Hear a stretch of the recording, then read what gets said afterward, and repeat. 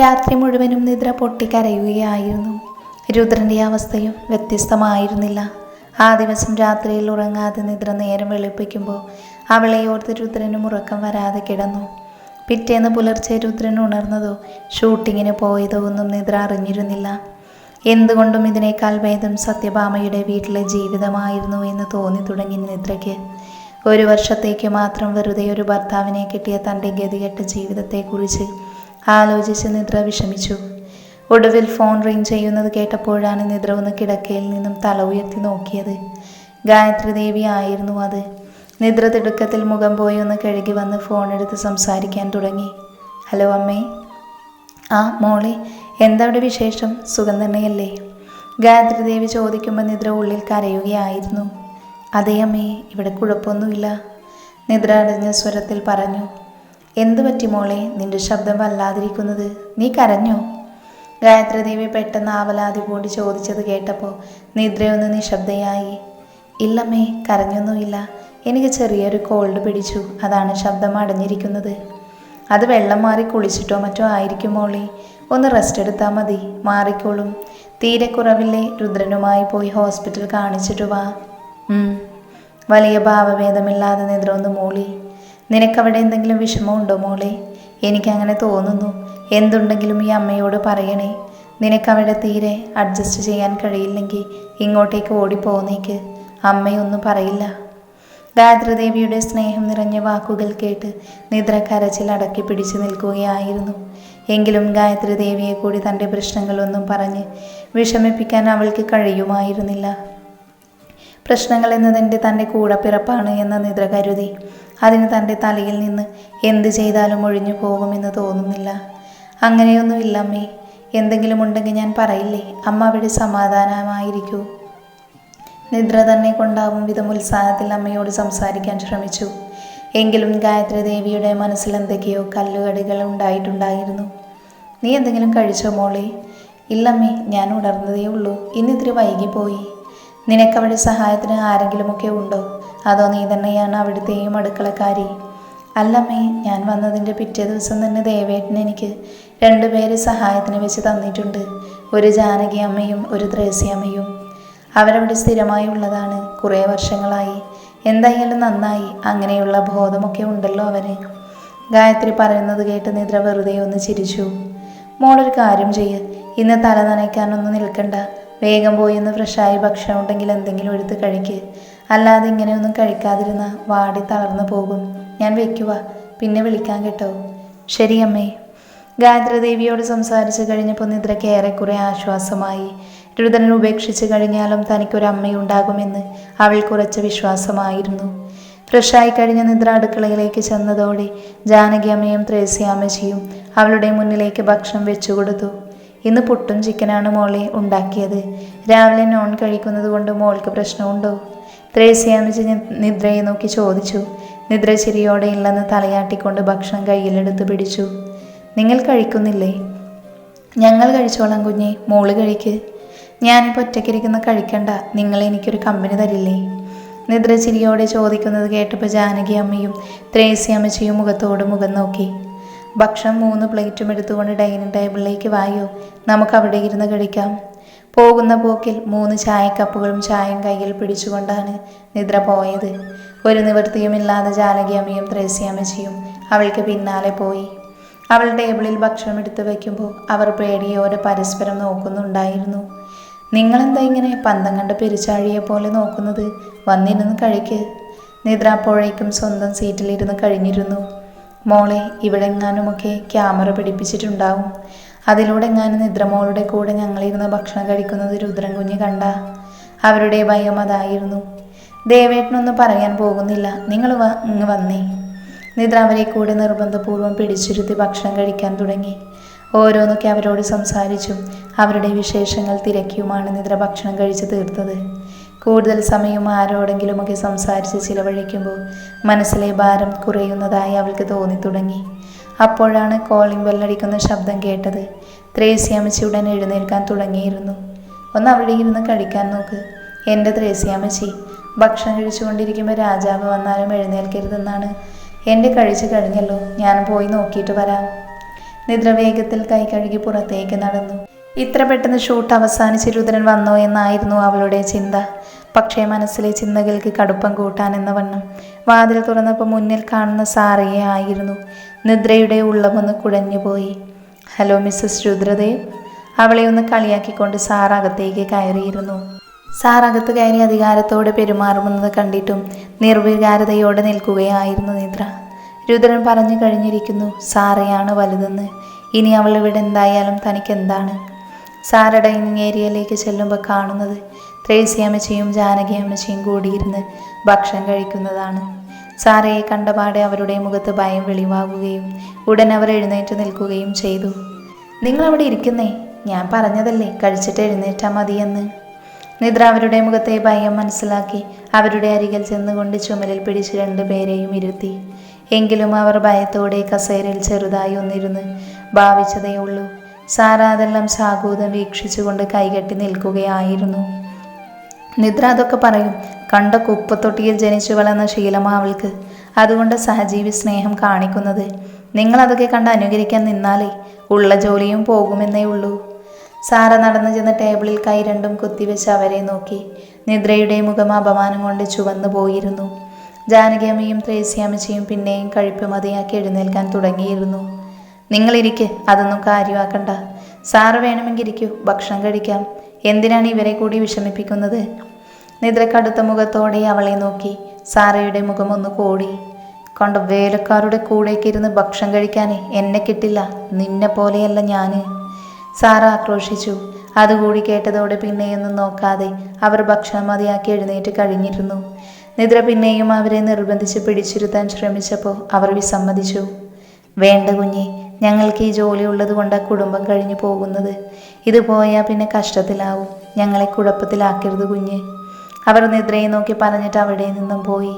നിദ്രയുടെ മുഖത്തൊരടി കിട്ടിയതുപോലെയാണ് അവൾക്ക് അനുഭവപ്പെട്ടത്. സാറപ്പെന്തിനാ വന്നത്? നിദ്ര മടുപ്പോടെ അവളുടെ മുഖത്തേക്ക് നോക്കി ചോദിച്ചു. ആഹാ, നീ ആള് കൊള്ളാലോടി. ഞാൻ എൻ്റെ ചെക്കൻ്റെ വില്ലയിലേക്ക് എന്തിനാണ് വന്നതെന്ന് ചോദിക്കാൻ നീ ആരാ? അത് ഞാനാണ് നിന്നോട് ചോദിക്കേണ്ടത്. ഇങ്ങോട്ട് പോന്നോളാൻ പറഞ്ഞപ്പോൾ കുറ്റിയും പറിച്ച് വേഗം പോന്നിരിക്കുകയാണ് കെട്ടിലമ്മ ചമഞ്ഞുകൊണ്ട്. സാർ അവളെ കൊണ്ട് പറ്റാവുന്ന വിധമെല്ലാം നിദ്രയുടെ മനസ്സ് വിഷമിപ്പിക്കാനുള്ള ഒരുക്കത്തിലായിരുന്നു. ശീലാവതി കളിച്ച് രുദ്രൻ്റെ അമ്മയെ വശത്താക്കി. അതുപോരാഞ്ഞ് ഇവിടുത്തെ വേലക്കാരെ കൂടി കൈയടക്കി വെക്കാനാണോ ഭാവം? എന്താണെങ്കിലും സാറൊക്കെ എന്താണ്? എനിക്കെന്താണെന്നോ? നീയല്ലേ പറഞ്ഞത് എനിക്കൊരു വെപ്പാട്ടിയുടെ സ്ഥാനം പോലും ഇല്ലെന്ന്. എന്നിട്ടിപ്പോൾ എന്തായി? രുദ്രൻ നിന്നെ ഭാര്യയായി വാഴിക്കുമെന്ന് സ്വപ്നം കണ്ടിട്ടൊക്കെ കൈവിട്ട് പോയില്ലേ? അല്ലെങ്കിലും പണ്ടത്തെ ആൾക്കാർ പറയുന്നൊരു ചൊല്ലുണ്ട്, അവനവൻ ഇരിക്കേണ്ട സ്ഥലത്ത് അവനവന് കയറിയിരുന്നില്ലെങ്കിൽ അവിടെ പട്ടി കയറിയിരിക്കുമെന്ന്. എൻ്റെ കാര്യത്തിൽ അതുള്ളതാ. ദാ നിൽക്കുന്നു എൻ്റെ സ്ഥാനത്ത് നിൽക്കേണ്ട പട്ടി, അതും എൻ്റെ ഔദാര്യം കൊണ്ട് മാത്രം. സാറ കണ്ണുകൾ ചുരുക്കി ക്രൂരമായ വാക്കുകൾ കൊണ്ട് നിദ്രയെ അങ്ങേയറ്റം വേദനിപ്പിച്ചു. നിദ്ര കരയാൻ ഒരുക്കമല്ലായിരുന്നു. അവൾ എന്തു പറഞ്ഞാലും അവൾക്ക് മുന്നിൽ ഇനി താഴ്ന്നു പോകില്ലെന്ന വാശിയിൽ തന്നെയായിരുന്നു നിദ്ര. താൻ സാറയോട് ഒരു വിധത്തിലുള്ള തെറ്റും ചെയ്തിട്ടില്ല. ഇല്ലാത്ത പക്ഷം അവളുടെ മുന്നിൽ താൻ എന്തൊക്കെ ചെയ്താലും താഴ്ന്നു കൊടുക്കില്ലെന്ന ഉറച്ച വാശിയിൽ തന്നെ നിന്നു നിദ്ര. നിദ്ര നോക്കുമ്പോൾ സാറ അവർക്കൊപ്പം തങ്ങാനുള്ള വസ്ത്രങ്ങളും മറ്റുമായാണ് വന്നിരിക്കുന്നതെന്ന് കണ്ടു. താൻ ഇവിടെ ഉള്ളിടത്തോളം അതിന് മാത്രം അനുവദിച്ചു കൊടുക്കില്ലെന്ന് നിദ്ര മനസ്സിൽ ഉറപ്പിച്ചു. വാക്കുകൾ കൊണ്ട് ജയിക്കാനാണെങ്കിൽ സാറ കൂട്ടിയാൽ കൂടില്ല. ഞാൻ സംസാരിച്ചു തുടങ്ങിയ എനിക്ക് മുന്നിൽ ഒരു നിമിഷം പോലും നിൽക്കാനുള്ള ധൈര്യം നിനക്ക് പിന്നെ ഉണ്ടാവില്ല. അതുകൊണ്ട് വേണ്ട എന്ന് വെക്കുവാണ്. വീട്ടിൽ വന്ന് അധികം അപമാനിച്ചു വിട്ടെന്ന് ദേവേട്ടൻ എന്നോട് പറയാതിരിക്കാൻ വേണ്ടി ചോദിക്കുകയാണ്. തിരികെ പോകും മുന്നേ കുറച്ച് സമയം ഇരുന്ന് ഞാൻ ചായ ഇടാൻ പറയാം. സാറയുടെ കണ്ണിൽ നോക്കി അവൾക്ക് മുന്നിൽ കൈകെട്ടി നിന്നുകൊണ്ട് നിദ്ര പറഞ്ഞു. സാറയുടെ മുഖം ദേഷ്യം കൊണ്ട് ചുവന്നു തുടുത്തു. ഡി സാറ അലറിക്കൊണ്ട് അവളുടെ നേർക്ക് വിരൽ ചൂണ്ടി. നിദ്ര ആ വിരൽ പിടിച്ച് താഴ്ത്തി. നിനക്ക് പ്രഷറുണ്ടോ? പെട്ടെന്ന് ദേഷ്യം വരുന്നല്ലോ. പ്രഷർ ഉള്ളവർക്ക് ദേഷ്യം വന്നാലേ പ്രഷർ കൂടുമെന്ന് ഞാൻ കേട്ടിട്ടുണ്ട്. അതാ ചോദിച്ചത്. നിന്ന് നേരം കളയാതെ പോകാൻ നോക്ക് സാറ. ദേവേട്ടൻ വന്നാലേ എന്നോടാ ചോദിക്കുക എന്തിനാ കണ്ട അലവലാദികളെയൊക്കെ അകത്തേക്ക് വിളിച്ച് കയറ്റുന്നതെന്ന്. നിദ്ര പരിഹാസത്തോടെ പറഞ്ഞു. ഞാൻ അങ്ങനെ പോകാൻ വന്നതല്ലടി. നിന്നെ ഇവിടെ കയറ്റിയത് ഞാനാണെങ്കിൽ നിന്നെ ഇവിടെ നിന്നും ഓടിക്കാനും എനിക്കറിയാം. എൻ്റെ ആ ലക്ഷ്യം കാണാതെ ഇനി ഞാൻ ഇവിടെ നിന്ന് പോകില്ല. ബാഗ് എടുത്ത് ടേബിളിൻ്റെ മുകളിൽ വെച്ചുകൊണ്ട് സാറ പറഞ്ഞു. എങ്കിൽ നിന്നെ ഓടിക്കേണ്ടത് എങ്ങനെയാണെന്ന് എനിക്കറിയാം. നിദ്ര ഫോൺ എടുത്ത് വിളിക്കാൻ തുടങ്ങി. സാറ പരിഹാസത്തോടെ അവളെ നോക്കി. രുദ്രൻ വിളിച്ച് നീയും സമയം കളയണ്ട, അവൻ എന്നോട് ഇവിടെ നിൽക്കാനേ പറയൂ. അപ്പോഴേക്കും കോൾ കണക്റ്റ് ആയിരുന്നു. വീഡിയോ കോളിൽ ഗായത്രി ദേവിയുടെ മുഖം തെളിഞ്ഞു. ഹലോ മോളെ, ഞാനിപ്പോൾ നിന്നെ വിളിക്കാനിരിക്കുമായിരുന്നു. ഭക്ഷണം കഴിച്ചോ നീ? അമ്മേ, ഇവിടെ ഒരു അതിഥിയുണ്ട്, ഞാനിപ്പോൾ കാണിക്കാമേ. നിദ്ര ഫോൺ സാറയുടെ നേർക്ക് തിരിച്ചു പിടിച്ചു. ഗായത്രി ദേവിയുടെ മുഖം കണ്ടതോടെ സാറയുടെ മുഖം വിളറി. നിദ്ര അവളുടെ ഭാവം മാറുന്നത് കണ്ട് രസിച്ച് നിൽക്കുകയായിരുന്നു. ആ സമയം സാറ ദേഷ്യം കൊണ്ട് ചുവന്ന കണ്ണുകളാൽ നിദ്രയെ നോക്കി പേടിപ്പിച്ചുകൊണ്ടിരിക്കുമ്പോൾ അവിടെ ഗായത്രി ദേവിക്ക് സാറയെ കണ്ടതും തല പെരുത്തു തുടങ്ങിയിരുന്നു. ആഹാ, നിദ്ര വന്നപ്പോഴേ കുട്ടി അവിടെ തന്നെ ആയി അല്ലേ? നവദമ്പതികൾക്ക് ഇത്തിരി പ്രൈവസി കൊടുക്കുക എന്നത് ഒരു മാനേഴ്സ് അല്ലേ കുട്ടി? സാറയ്ക്ക് അതൊന്നും അറിയില്ലെന്നുണ്ടോ? ഗായത്രി ദേവി സ്വരത്തിൽ അല്പം ദേഷ്യം കലർത്തി തന്നെയാണ് ചോദിച്ചത്. സാർ അവരെ കണ്ടപ്പോൾ തന്നെ വിരണ്ടു പോയിരുന്നു. ഇല്ല ആൻറ്റി, അങ്ങനെയൊന്നുമില്ല. നിദ്രക്ക് തനിയായിരുന്നു ബോറടിക്കുന്നു. ഇടയ്ക്കൊരു കമ്പനി കൊടുക്കാൻ രുദ്രൻ പറഞ്ഞപ്പോൾ ഞാൻ അതിനുവേണ്ടി വന്നതാണ്. സാറ പതർച്ചയോട് പറഞ്ഞു. രുദ്രൻ അതൊക്കെ പറയും, എന്നാലും നല്ലൊരു ഫ്രണ്ട് എന്നുള്ള നിലക്ക് സാറല്ല ഇതൊക്കെ കണ്ടറിഞ്ഞ് ചെയ്യേണ്ടത്. വല്ലപ്പോഴും ഒരു വരവും പോക്കും ഒക്കെ ആകാം, അല്ലെന്നല്ല പറഞ്ഞത്. പക്ഷേ ഇപ്പം അടുത്തല്ലേ കുട്ടി ഒന്ന് വന്ന് നിന്നിട്ട് പോയത്? ഗായത്രി ദേവി തുടർന്നു. ഇനി അവർക്ക് ഇത്തിരി ടൈമും പ്രൈവസിയും ഒക്കെ കൊടുക്കേണ്ടത് അനിവാര്യമാണ്. അതുകൊണ്ടാണ് ഞാൻ അവളെ ഇവിടെ പിടിച്ചു നിർത്താതെ രുദ്രൻ്റെ കൂടെ പറഞ്ഞയച്ചത് പോലും.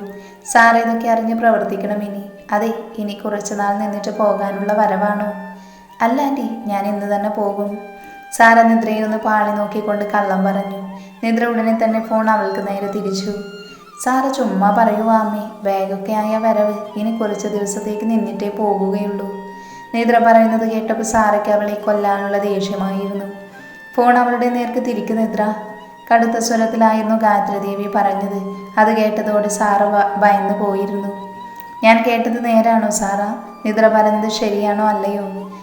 ഇല്ല ആൻറ്റി, ഞാൻ ഉടനെ പോകാൻ വേണ്ടി വന്നതാണ്. ഇത് വേറൊരാവശ്യത്തിനുള്ള ബാഗാണ്. സാറ തപ്പിത്തടഞ്ഞ് സംസാരിക്കുന്നത് കേട്ടപ്പോൾ നിദ്രയ്ക്ക് ചിരി വന്നുപോയി. ഗായത്രി ദേവി എത്രമാത്രം സാറയ്ക്ക് ഭയമാണെന്നുള്ള കാര്യം അവൾക്കറിയാമായിരുന്നു. എങ്കിൽ പിന്നെ ഉടൻ പോകാൻ നോക്ക്. പിന്നെ നിദ്ര, ഞാനിന്നേ അങ്ങോട്ടേക്ക് വരുന്നുണ്ട് കേട്ടോ. ഇനി ഒരാഴ്ച അവിടെ വന്ന് നിന്നിട്ട് രുദ്രനെ കാര്യങ്ങളൊക്കെ പറഞ്ഞ് മനസ്സിലാക്കിച്ചിട്ടുള്ളൂ ബാക്കി. അവൻ്റെ കുറെ ചീത്ത കൂട്ടുകെട്ടുകളിൽ നിന്നുള്ള മുക്തി നടത്താനുണ്ട്. എങ്കിൽ ശരി അമ്മ, ബാഗേ പാക്ക് ചെയ്യാൻ നോക്കട്ടെ. വെക്കട്ടെ മോളെ. ഗായത്രി ദേവി പറഞ്ഞപ്പോൾ നിദ്ര തലയാട്ടി കാണിച്ചുകൊണ്ട് ഫോൺ വെച്ചു. സാറ ഇപ്പം നിദ്രയെ കൊല്ലുമെന്നുള്ള ഭാവത്തിൽ നിൽക്കുകയാണ്. നിദ്ര വിജയി ഭാവത്തിൽ അവളെ ഒന്ന് നോക്കി. അപ്പം എന്ത് സാറ, പോകുമല്ലേ? കൈകെട്ടി അവൾക്ക് മുന്നിൽ നിന്ന് നിദ്ര തലചരിച്ച് വെച്ച് ചോദിച്ചു. എടീ, നിന്നെ ഇന്ന് ഞാൻ. സാറ കൈയുയർത്തി വീഴ്ചിക്കൊണ്ട് നിദ്രയെ തല്ലാൻ ആഞ്ഞെടുത്തു. നിദ്ര പെട്ടെന്ന് മുഖം കൈവച്ച് മറയ്ക്കാൻ ഒരുങ്ങുകയായിരുന്നു. പക്ഷേ സാറയുടെ കയ്യിൽ ബലിഷ്ഠമായ ഒരു കരം വന്നു വീണു. സാറ മുഖം ഉയർത്തി നോക്കുമ്പോൾ കാണുന്നത് ദേഷ്യം കൊണ്ട് വിറകൊള്ളുന്ന രുദ്രനെ ആയിരുന്നു. രുദ്ര, ഇവള്. സാറെന്തോ പറയാൻ ഒരുങ്ങുകയായിരുന്നു. അപ്പോഴേക്കും രുദ്രൻ അവളെ കൈ ഉയർത്തി തടഞ്ഞു. എല്ലാം ഞാൻ കേട്ടുകൊണ്ട് നിൽക്കുകയായിരുന്നു സാറ. ഇനിയൊരു വിശദീകരണത്തിൻ്റെ ആവശ്യമില്ല. രുദ്രൻ നോക്കിയതും നിദ്രയുടെ മുഖം കുനിഞ്ഞുപോയി. രുദ്രൻ തന്നെ തെറ്റിദ്ധരിച്ചു എന്നായിരുന്നു നിദ്ര ആദ്യം വിചാരിച്ചത്. അവളുടെ ആ ഭാവം കണ്ട് അവന് ചെറിയ പുഞ്ചിരി വന്നുപോയി മുഖത്ത്. നല്ല ബുദ്ധിമതിയാണ് പെണ്ണ്. എല്ലാം ഒപ്പിച്ചു വെച്ച് ഞാനൊന്നും അറിഞ്ഞില്ലേ എന്ന ഭാവത്തിൽ നിൽക്കുകയാണ് കള്ളി. സാറ, നിന്നോട് ഞാനെല്ലാം വ്യക്തമായി പറഞ്ഞതല്ലേ? എന്നിട്ട് നീ എന്തിനാണ് പ്രശ്നം ഉണ്ടാക്കാൻ വന്നിരിക്കുന്നത്? നിദ്രയെ ഉപദ്രവിക്കുന്നത് വഴി എന്ത് സന്തോഷമാണ് നിനക്ക് കിട്ടുന്നത്? അതെന്തായാലും ഞാൻ എൻ്റെ കൺമുന്നിൽ അനുവദിച്ചു തരില്ല, കേട്ടല്ലോ? ഓഹോ, അപ്പോൾ നിനക്കിപ്പോഴും ഇവൾ തന്നെയാണ് മുഖ്യമല്ലേ? ഞാനാണ് എല്ലാം എന്ന് വെറുതെ പറയുകയാണ്. അതിന് മാത്രം എന്താടോ ഇവൾ എന്നേക്കാൾ കൂടുതൽ നിനക്ക് തരുന്നത്? എല്ലാ മര്യാദയുടെ അതിരുകളും ലംഘിച്ചുകൊണ്ടാണ് പിന്നീട് സാറ് സംസാരിച്ചത്. സാറ, നീ അതിര് കടക്കുന്നു. എല്ലാം നമ്മൾ പറഞ്ഞുറപ്പിച്ചതാണ്. നിന്റെ പ്ലാൻ പ്രകാരം തന്നെയാണ് ഇവളെ ഞാൻ 1 വർഷത്തെ ഉടമ്പടി പ്രകാരം വിവാഹം കഴിക്കാൻ തീരുമാനിച്ചതും നീ പറഞ്ഞതുകൊണ്ട് മാത്രം. ഇപ്പം നിദ്ര ഒരു തെറ്റും ചെയ്തിട്ടില്ല എന്നറിഞ്ഞിട്ടും നീ അവളെ ഉപദ്രവിക്കാൻ ശ്രമിക്കുന്നെങ്കിൽ ആ സുഖത്തിൻ്റെ പേര് വേറെയാണ്. രുദ്രൻ അവളെ നോക്കി കയർത്ത് സംസാരിച്ചുകൊണ്ടിരുന്നു. സാറ കടുത്ത മുഖത്തോടെ അവനെ നോക്കി ദഹിപ്പിച്ചു. നീ ഉടൻ ഇവിടെ നിന്നും ഇറങ്ങണം. ഇന്നു മുതൽ ഈ വീട്ടിലെന്നല്ല, നിദ്രയുടെ കൺവെട്ടത്ത് പോലും നിന്നെ കാണരുത്. ഇറങ്ങ്. രുദ്രൻ പുറത്തേക്ക് വിരൽ ചൂണ്ടി പറഞ്ഞു. സാറ ബാഗെടുത്തുകൊണ്ട് കാറ്റ് പോലെ അവിടെ നിന്നും പോയി. നിദ്ര ആശ്വാസത്തോടെ അവനെ നോക്കി. രുദ്രൻ അവൾക്ക് നേരെ കണ്ണു ചിമ്മി കാണിച്ചു. ഒന്നുകൊണ്ട് പേടിക്കേണ്ട. ഞാൻ നിനക്ക് തന്നൊരു വാക്കുണ്ട്, അത് ഞാൻ തെറ്റിക്കില്ല. ഇവിടെ ഉള്ളിടത്തോളം നിനക്ക് സമാധാനമായി കഴിയാം. ഇനി നിനക്ക് അവളുടെ ശല്യമുണ്ടാവില്ല. രുദ്രൻ നിദ്രയുടെ കവിളിൽ മെല്ലെ തട്ടിക്കൊണ്ട് ചിരിയോടെ പറഞ്ഞു. നിദ്രയുടെ കണ്ണുകൾ അറിയാതെ നിറഞ്ഞുപോയി. പോകട്ടെ, ഞാൻ ഷൂട്ടിംഗ് സെറ്റിൽ നിന്നും ഇറങ്ങി വന്നതാണ് തിരക്കിട്ട്. ക്യാമറ ഒന്ന് ചെക്ക് ചെയ്തപ്പോൾ സാറ് വരുന്നത് കണ്ടപ്പോൾ വന്നതാണ്. വൈകുന്നേരം കാണാം, ലേറ്റാകും ഞാൻ. ഫുഡ് കഴിക്കാതിരിക്കരുത് കേട്ടോ. നിദ്രയുടെ തലയിലൊന്ന് തട്ടിക്കൊണ്ട് രുദ്രൻ പുറത്തേക്ക് നടന്നു.